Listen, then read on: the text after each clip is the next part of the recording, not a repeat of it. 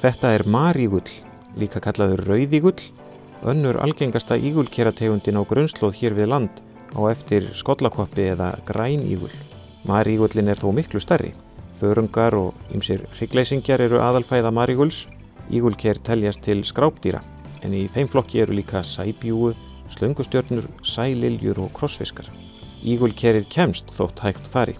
Hér sést hvernig það notar gripharma eða fálmara til að skríða upp klettin. Marígullin lifir í jafnvægi og sátt við umhverfið sitt. Skollakoppurinn er hins vegar stundum kallaður engispretta hafsins. Yfirleitt er nú skollakoppur í Þaraskógi fremur friðsælskepna, líkt og frændi hans marígullin.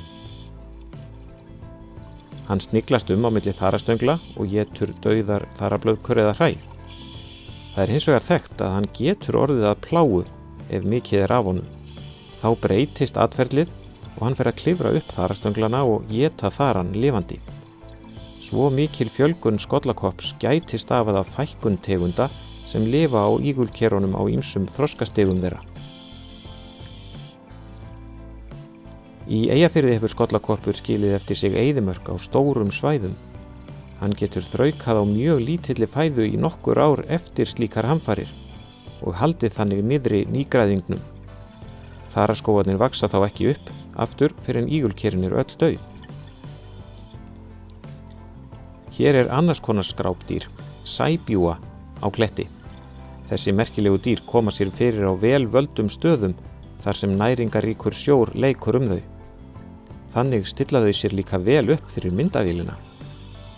Sæbjúgun safna fæðunni í þessa anga sína sem líkjast trjám og sópa svo upp í sig. Angin hverfur með öllu saman upp í munn dýrsins sem sleikir fæðuna í sig. Það er tignarlegt að fylgjast með þessu atferli þessar sérstæðu skepnu.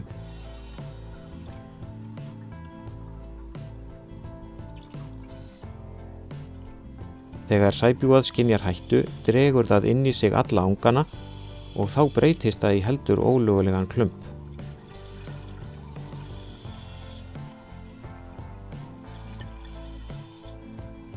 Krossfiskar eru líka skrápdýr og ættingjar ígulkera og sæbjúgna.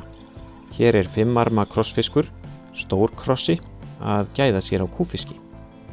Skeldýr eru aðalfæða þeirra en þeir leggja sér ýmislegt annað til munns, til dæmis hræ af fiskum. Við sjáum krossfiska líka á Hverastrítunum í Eyjafirði.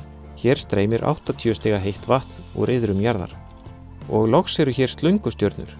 Þær hafa hringlaga disk sig miðjar og út úr honum vaxa langir mjóir armar sem þær skríða á. Undir diskinum er stjörnulaga munnur sem heiti skepnunar er dregið af.